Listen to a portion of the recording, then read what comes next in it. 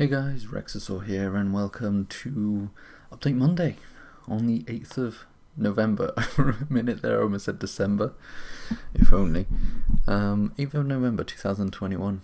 It's been a while, Crocodile. Been basically the weekend that we just had was the culmination of finally no longer travelling around the entirety of the UK. Of which the entirety of the UK is London for 4 of those weekends. Yeah, it's been a good 2 weeks. I hope everyone else also had a pleasant time. I came back to work this morning only to find out that fuck all had happened, so I had barely anything to catch up on, which is always nice. So yeah, feeling pretty good. And yeah, so where have I been for 2 weeks? Well, my girlfriend Hannah, who lives in the US, came down to the Britons to visit. She flew in on a Sunday, and we went up to Scotland for a few days, and then we went back down to Bristol to see my brother, and then we went back to Wales to see some friends, including Dragon and Panda, and then we went back to London for her flight out, but before that we spent a few days in London, which was really good. So I also managed to see one of my uni friends that I hadn't seen in 2 years. We get along really well, and it was really interesting and also really, really nice to be able to speak with them about everything that's been going on these last 2 years, because we don't really interact outside of when we meet up. So it was nice to get a proper catch up, and also just to voice everything going on in my head before meeting and spending time with my girlfriend. Because, well, a long-distance relationship over the pandemic is very difficult. And one of those difficult things is the direction, because we're not entirely sure. It's kind of like we had our relationship going on, but it was kind of in stasis, I guess is the best way to explain it, where we didn't really know what was going to happen in the future, because we hadn't really discussed it, because we just didn't want to discuss it whilst there was still a pandemic going.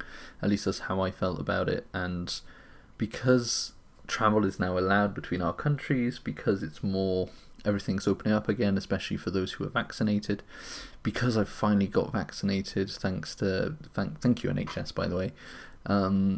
So there was a lot of confusion and delay with that, so there was a lot of anxiety going into this meeting and seeing her again, because we had told each other we were going to be discussing the future to get our plans sorted for the future, at least the near future, and we managed to get that done. I won't be discussing them here in general, but just know that we're doing very good, and we plan on staying together, so that's always nice. But we're going to work stuff out. But yeah, it's great. I'll discuss them more closer to the time when I'm doing something. There's quite a few things going on. I'm currently work-related things that I need to discuss with certain people in work to see if I can do what I want to do.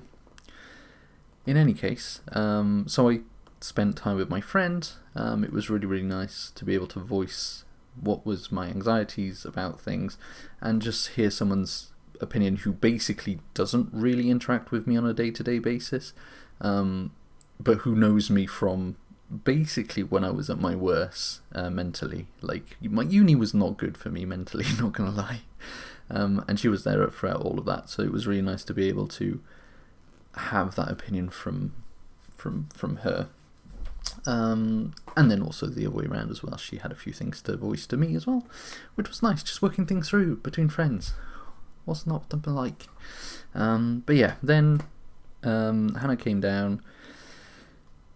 Oh, actually, before she came down, so I was staying, and recommendation, don't stay at an Easy Hotel. So Easy Hotels are a hotel chain owned by the company who own EasyJet. They also have Easy Gyms as well, but I assume they're just the shit. So whilst EasyJet are okay when it comes to plane travel, because it's cheap and you're on a plane, who cares? Their hotels are absolutely fucking awful. At least the one that I stayed in, which was next to Paddington. The bed was comfortable, and that's basically the only good thing about that hotel. Which I guess to an extent is probably all you need. Except when the walls are really thin, / when the ventilation is so poorly done that every room needs to be vented out into the street, so you can hear everything going on in the street, including smelling people smoking outside, you're kind of like, what the fuck am I got myself into? Also, I did say the walls were thin. I don't mind a little hanky-panky, but at 3 a.m, when you're, in a hotel, very loud either way, this couple went at it for a good hour. And props to the guy, he knew what he was doing apparently, or she was just super drunk. Anyway, that was fun to wake up to, and then have to try and go back to sleep because I had to get up early to go to the airport. So yeah, I was really tired. And Hannah was also really tired, but that's because she flew like a third of the world. And then we had to spend a day in London, very tired, waiting for our flight, which was that afternoon. So woke up really early in the morning to then have to wait around for like 12 hours. But then we got to Scotland. We had a nice little Airbnb in Edinburgh, which was really nice. We could walk to it from the tram. There's a tram in Edinburgh. Really, really good. Just FYI. If you're going to Edinburgh, the tram's amazing. Just tram, airport, city centre, done. No confusion, no buses, no problem. There we go. That's my review of the Edinburgh tram. Edinburgh public transport in general just seems really good. Anyway, Edinburgh, we spent a lot of time like trying to recuperate our sleep, but I don't think it worked for a little while. Not because of that, but just because like I don't know, like we both got really tired. I think it's just because the day in London really tired us out because we were walking around a little bit. We like went through like a park. We went through Hyde Park, I think, for quite a while, just waiting, which means none of us really rested because we were kind of like on tense, like we need to get back to the airport by this time, blah blah blah. Yeah. So Monday, which was our first full day in Scotland, we didn't actually leave until, I want to say like 12, 1ish. What did we eat? I don't even remember what we had for lunch. In any case, we had a Wagamama's in the evening, which was really nice. But we went up to the castle. It was really nice. The weather on Monday was really good, actually. No, I'm pretty sure. Yeah, no, I think I went out to buy food because Hannah was working in the morning. Because, yeah, Americans, they work all the time because they don't actually have any holiday, lol. We went for Edinburgh Castle, went down the Royal Mile, went through, just down and around Edinburgh. We did not a long walk, but we walked through everywhere. And then we prepared our trip on the Tuesday, which we went to Loch Ness. So we did a coach trip to Loch Ness, which was fantastic. The highlight of it was the guide / driver, who was just this incredible guy called Brian, and he had everything to say about anything. It was so good, and he timed everything so perfectly. He would put on some like local music or music that celebrated Scotland, but he would like keep talking, say that he's going to do some music, keep talking, put the music on. As soon as the music stopped, there was something that he had to say about something that just appeared, or like, on your left you will see, blah blah blah. And we saw so much of Scotland because we went from Edinburgh and then we went all the way around like to the west coast to then go all the way back to the east coast and then down to Edinburgh. It's a massive triangle. But we went through the Highlands, we went through Fort William and Fort Augustus. We then went on a boat on Loch Ness, where they told us all the history of the monster, the history of like the lake itself, how it was formed, and its incredible properties, which I have repeated to anyone who's listened, so I'm going to repeat it one final time here. The Loch Ness is fucking awesome. The Loch Ness is huge, firstly. Like, I didn't realise how big it was, but it's huge. It's like, on average, 200 metres deep. And it's only like, where we were, it was only like maybe 100 metres wide. But it's 200 metres deep on average. It has more water than the entirety of all the water bodies, that is lakes, rivers, ponds, reservoirs in England and Wales. And if you took all of that out of the Loch Ness, there would still be enough water to hide any monster that might be down there. That's how fucking big this lake is.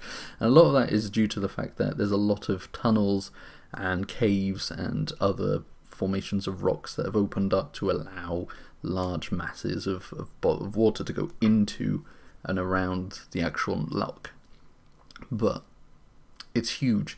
And they had a sonar on the boat, and it allowed us to see all like the little things down there. And there's a lot of things down there, like insanely amounts of stuff. There's so much fish around. And then down near the bottom there's like some really big objects, which no one can tell you what they are, because the issue with the Loch Ness is that the water is so dark that light cannot penetrate beyond the first like 20 meters, 20 maybe 30 meters, and like I said, it's 200 meters deep, which means that no one has ever seen below that 30-meter depth, because you can't, which is why they have to rely on sonar to try and figure out what that is. So yeah, there's a lot of it's a lot of interesting stuff, which means there's more than likely there is many things living below that 30-meter. So there's possibly a monster, but no one knows what it could be because no one's seen it or whatever, or can prove what it is. So there's definitely some things living down there. There's a lot of hypotheses, like of what it could be, and a lot of the things that it could be are really big things that we have discovered elsewhere in the world and in Europe and things. But it could also be something that we haven't discovered because you don't know. One of the most interesting things is that the most populous creature, which is a fish that lives about the 30-meter level, was only discovered like 20 years ago. It's the thing that there's the most of, and we only discovered it 20 years ago. That's how like ridiculous the Loch Ness is. More people have explored the Marina Trench than have explored the Loch Ness because of all the issues that there is with doing that. So yeah. That's all the Loch Ness facts for you. You're welcome. And then we went all the way back to Edinburgh, and that was a 12-hour coach trip, but it was really good. I strongly recommend doing something like that. I didn't really it was my first coach trip. I'm not gonna lie, it was my first proper coach trip, and I wasn't really expecting much. And I don't know if it was a fluke because of how amazing the driver was, and just because we're in Scotland, but it was really good. I'm thinking I might look at, when I'm visiting things, I might look at coach trips more, because they're definitely worth going. I'm going to sneeze, give me a second. So after that, we spent the following day, the Wednesday, we met one of Hannah's friends from her undergraduate, which was in the US. Her friend now doing a master's, I believe, in Edinburgh. So I met one of her real when I met her friends, because I met a lot of her friends that she had made here in uni, but I've yet to meet her family because of thanks COVID. So it was nice to meet someone who knew Hannah from before that time. It was a really nice time. We had a really good time. The issue was the pub we were at didn't serve us food until an hour and a half after we'd sat down, so I was very cranky and hungry. But the food was good when it arrived, so hey ho. And then we bought a bunch of, what are they called? Souvenirs for people. And, yeah. Went back. I probably missed a few things that we did. We did do a lot of walking just around Edinburgh and just taking all the sights. We didn't really have time to really delve into things. I don't know if that's just because we were really tired. Hannah had some work to do and stuff, so we were limited to that. And then, but the things that we did took the whole day trip. Seeing a friend for it was good 3 or 4 hours that we spent together. So we spent our time pretty good in Scotland, and then we flew back in the morning of the Thursday, where then my brother and his fiance picked us up from the airport at around 10 in the morning, and then we spent next 1.5 days with my brother and his fiance, although his fiance left in the evening because she was going to London to go to the Imperial War Museum, which is a great museum. So we spent most of it with my brother. We got absolutely hammered by rain on the Friday, which sucks because Luke really wanted a chippy because he lives by the seaside. And he wanted a chippy, and the chippy was closed even though we were soaking wet. So we ended up going to Lidl, getting some pizzas, and just playing cards and eating pizzas instead. Then we went back to Wales on the Friday, had a little bit of a chill. Then on the Saturday we saw Dragon and Panda. We had a really, really good time with them. Yeah, it was really, really good. We got to catch up on a lot of things that were going on at the moment.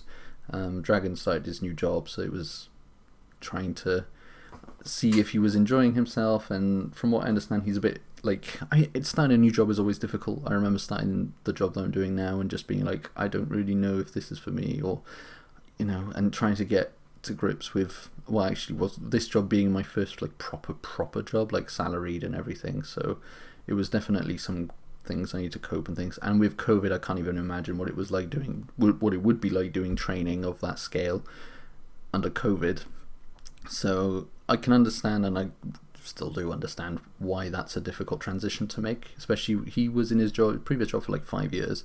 So, you go from one thing that you're very, very used to doing and you have a lot of familiarity with, going to something completely new. That's always going to be difficult to cope with. So it was mostly reassuring and saying, like, in the end, if you don't like it, then you don't like it, but you're going to have to give this a shot. And I'm sure that you'll just get more and more used to it as it goes, any new jobs like that. But he seemed happy overall. He seemed happy to make that decision, and there were several things that his previous job had done in the run up to him leaving that were just not really nice.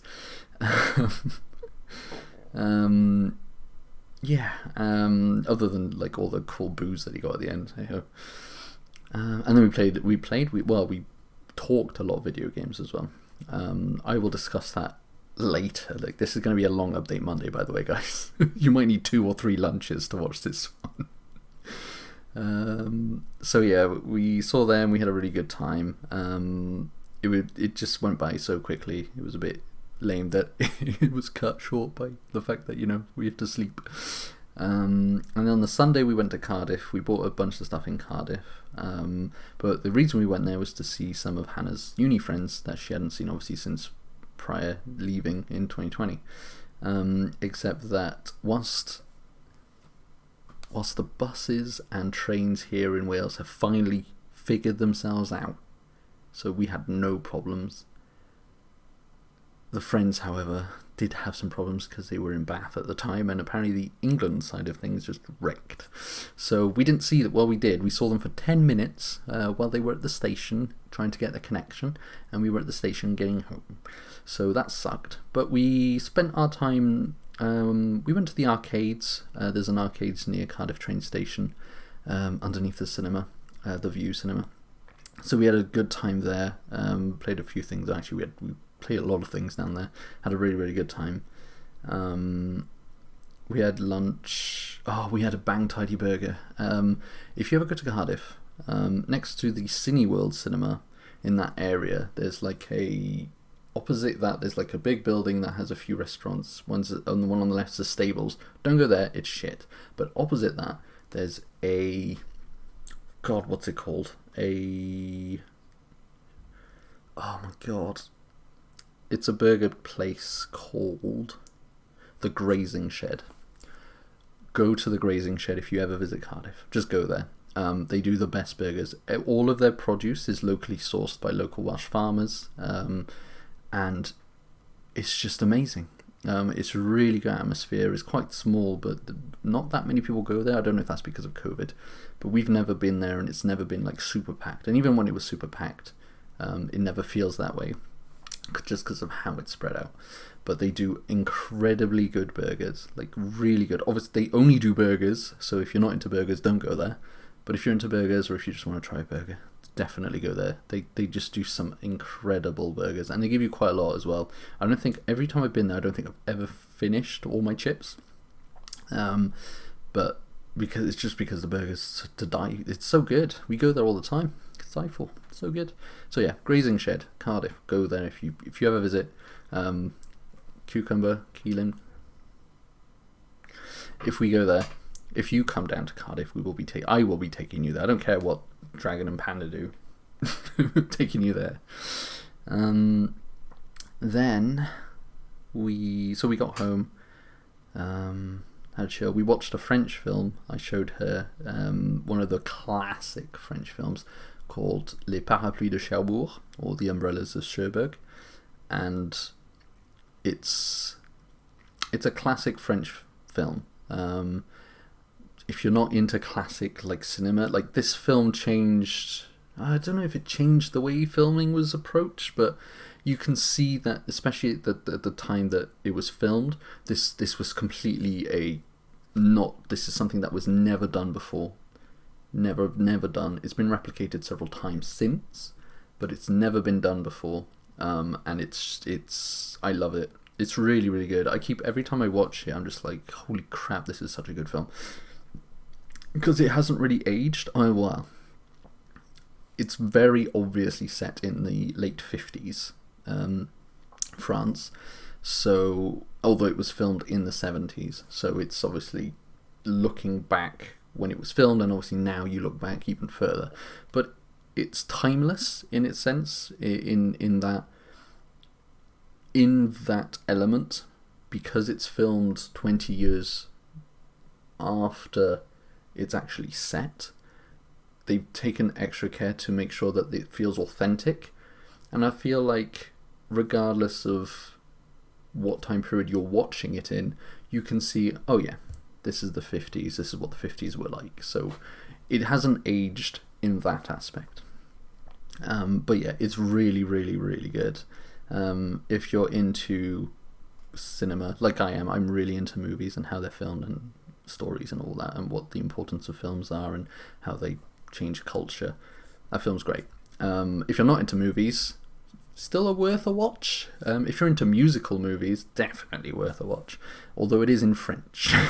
So there are subtitles. But yeah, watch that. She really enjoyed it. I was expecting her to fall asleep because Hannah likes to fall asleep in front of movies, but she didn't, and I was very surprised and very happy that she hadn't. So yay.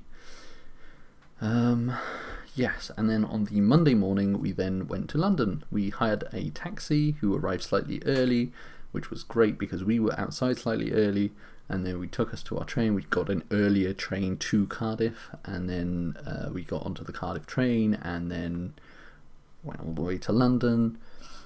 We stayed in Hammersmith. So our hotel was originally in Earl's Court, and then they were like, sorry, that hotel is actually going under renovations. Do you want this hotel instead? And we were like, okay. And we did, and it was alright. Actually, the location was really good. It was like within 1 minute's walk of a underground, so that was really good for transport. We saw one of Hannah's uni friends who lives in London.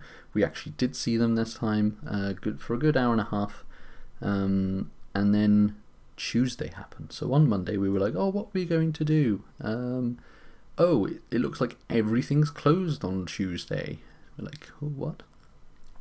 So thank you, Tory government, by the way.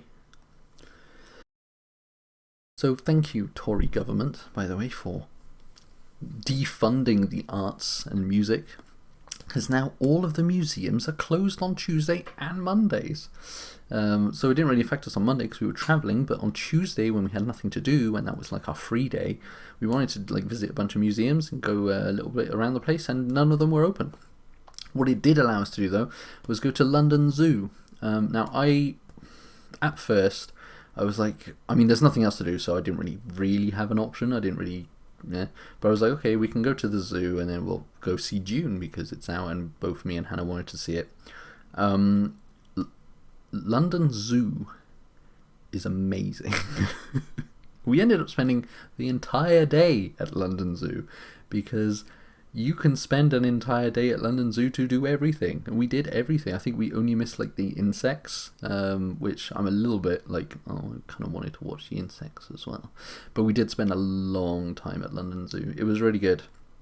Yeah, like if you ever want to go to London Zoo, do it. It's definitely worth going. They have a lot of really, really, really, really cool animals, and it's really well presented. And one of the best things, like a lot of zoos that I've been to, have always had like, you have different routes around a zoo, and they have signposts and stuff. London Zoo big brained it and put the signs on the floor.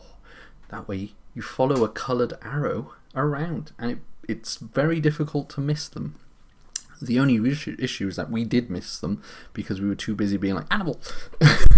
But yeah, one of my favourite things about it was the fact that you can walk in animal enclosures. So we got to walk in, obviously the butterfly tent is like you always be able to walk in them because they're butterflies, what they're going to do. God, I love butterflies, and just being in a butterfly like area, so nice. But we also got to walk into a bird enclosure where they had a bunch of birds. Actually, we walked through several bird enclosures. What am I on about? There was like 3 different bird enclosures. But yeah, it was really interesting to be able to. I'm actually in the enclosure with a bird. If I wanted to, I could grab one. Obviously, don't do that. But like you could be there, and there was like birds flying over and stuff like that. But yeah, it was really, really cool to be able to do that and just be around them. And we also got to walk in a lemur enclosure and got to see. We got really lucky because we sort of got to that area, the Africa area, at the end of the day where a lot of people have already left. So we were the only people in that enclosure, and the zookeeper was feeding the lemurs. So all the lemurs were like hopping around him, like waiting to be fed, and it was so cute. Lemurs are amazing. But they also have a bunch of other ones. They have like gorillas and a load of other monkeys. I'm not really a monkey. Sorry, Hannah. I'm not really a monkey person. But I have to say I have warmed up a little bit more to them, especially after my experience in London Zoo. I don't know why I don't really like monkeys. I just don't know. Maybe they're just too humanoid for me. But my experience in London Zoo definitely made me appreciate them a lot more. So that's always nice. But they also had a lion. They had 2 lions, and we heard a lion roar, and we thought that has to be a recording. And then we saw him roar, and we were like, "Holy fuck, that's not a recording!" It was so cute. We also saw they had tiger as well. They had a bunch of other stuff. It was so cute. They had like giraffes and yeah, it was good. London Zoo definitely worth going. And then we went home because we a bit late to go to June. What did we have? Oh yeah, I got really tired. So we were going to go out for a Thai meal, but I got so tired I didn't want to leave the hotel, so we just ordered it to come. I really like the fact that hotels now allow you to just order food from outdoors and eat it in your room. Like I don't understand how that benefits the hotel in any way. So I'm very grateful that they allow you to do it. Maybe tell me how that works for a hotel, but hey ho, it apparently does. So we had Thai food in. Thai food's really nice, by the way. But we also had no utensils, except for spoons for the tea that they provide, because British accommodation provides you with tea and spoons for your tea. So we ate it with spoons, because we did not have utensils, because they did not give us any utensils. But it was good. Then I chatted with my parents, and then on the Wednesday so Hannah's birthday was on the Thursday. We were travelling to Bristol, so we didn't really do anything on her birthday day. But on the this Wednesday, I invited her to go up the Shard. So we went all the way to the tippy top of the Shard, and then we had a meal in one of the restaurants within the Shard, called Aqua Shard. And guys,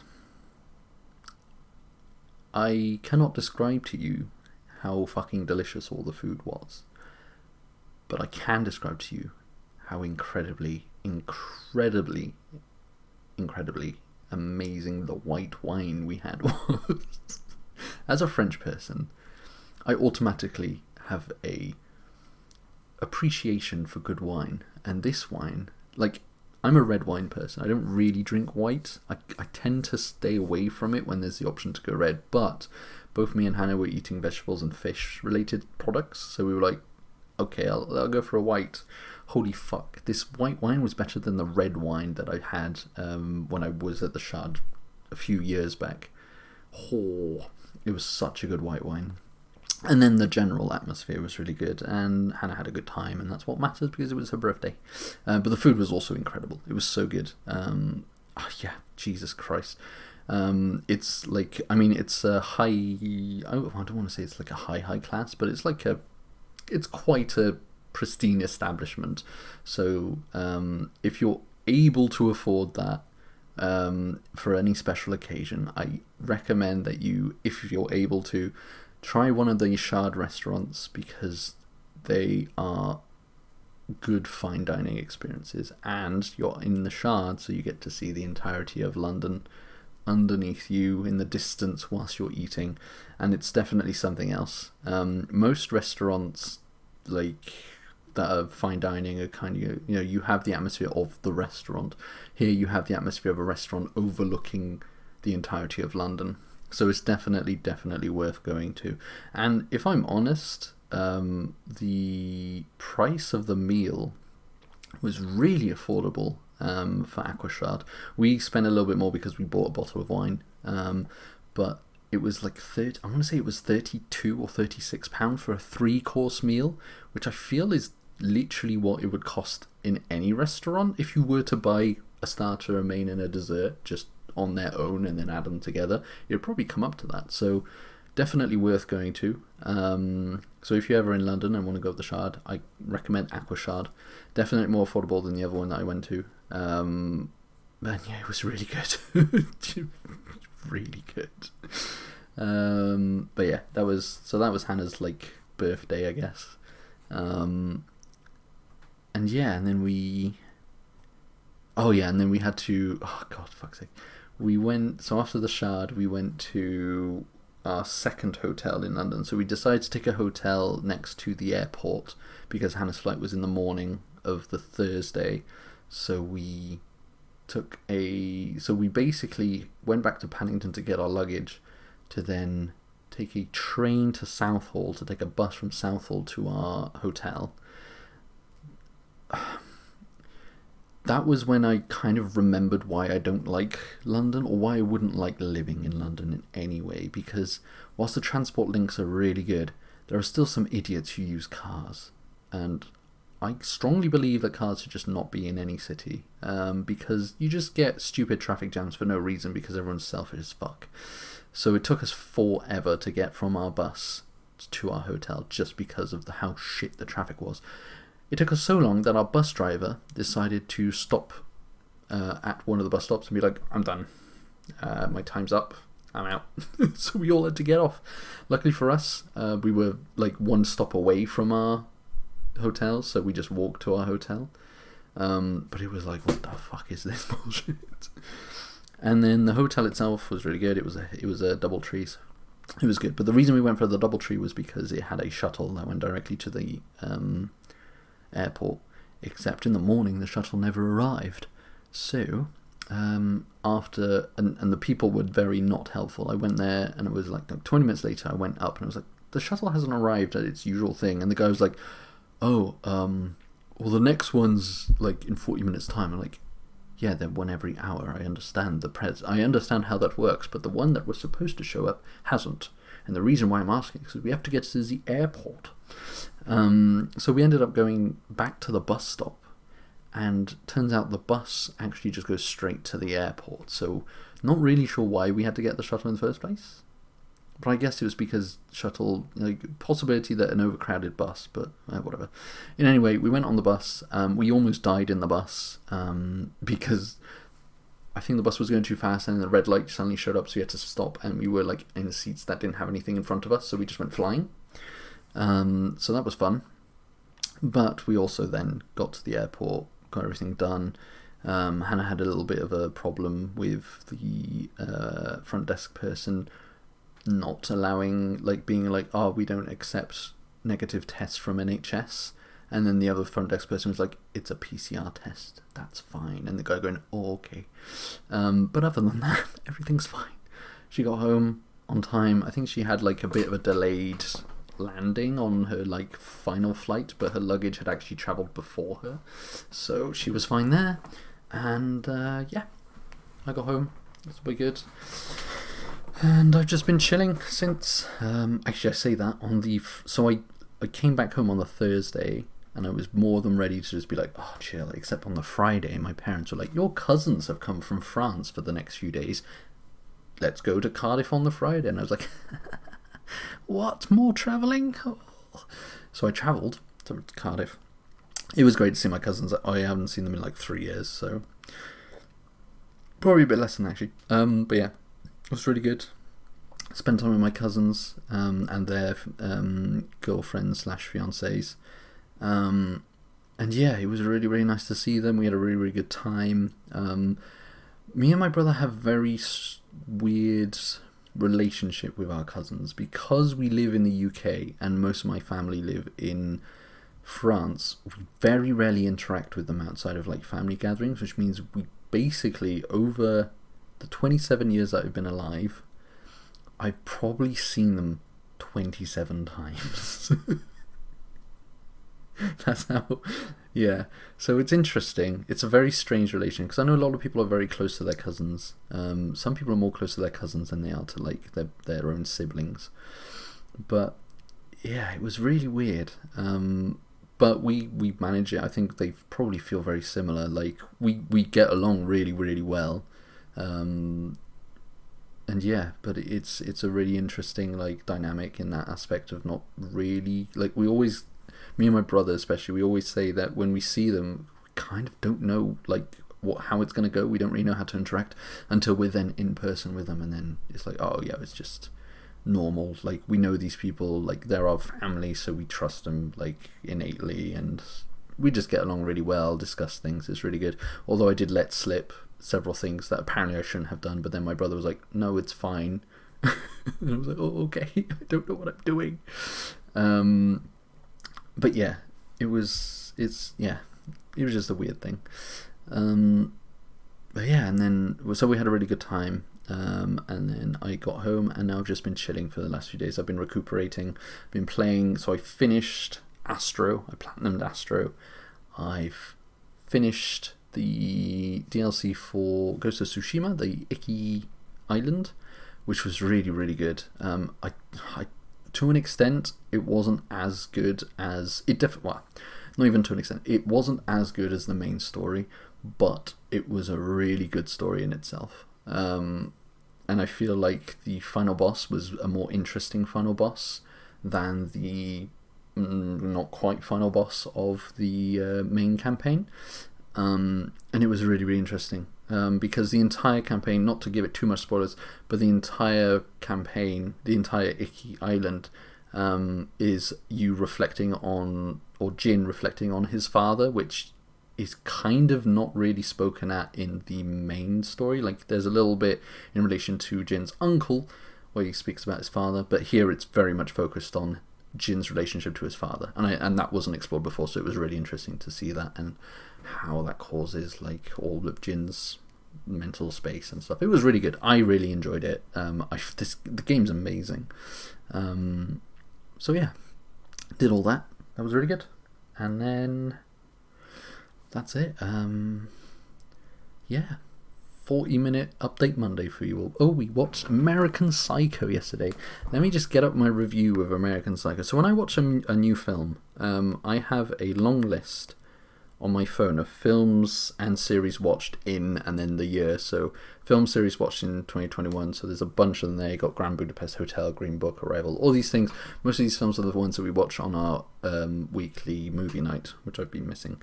But American Psycho, it's a weird film. Enjoyable, but likely will never watch it again. And that's all I have to say about that film. Me and my brother were just like, after the film, we messaged each other because we were talking before the film as well, and we were just like, that was weird. Yeah, so next week we're back in a series. It's looking very, very competitive next week. There's a lot of good film series out there, so we'll see what happens. But yeah, that's my week. Or that my last two weeks. I will speak to you all next Monday. Stream-wise, I don't know. I honestly don't know what I'm going to be doing stream-wise because I'm back, but I've got a lot of things to do. I've got to clean up all this mess. I've got to sort myself out after 2 weeks of travel. So maybe stream, maybe not stream. I'm on the Two Towers now in terms of reading. So obviously it's a new book, new start. So I can start that really at any point, and we'll see what happens. In terms of gaming streams, once again, who knows?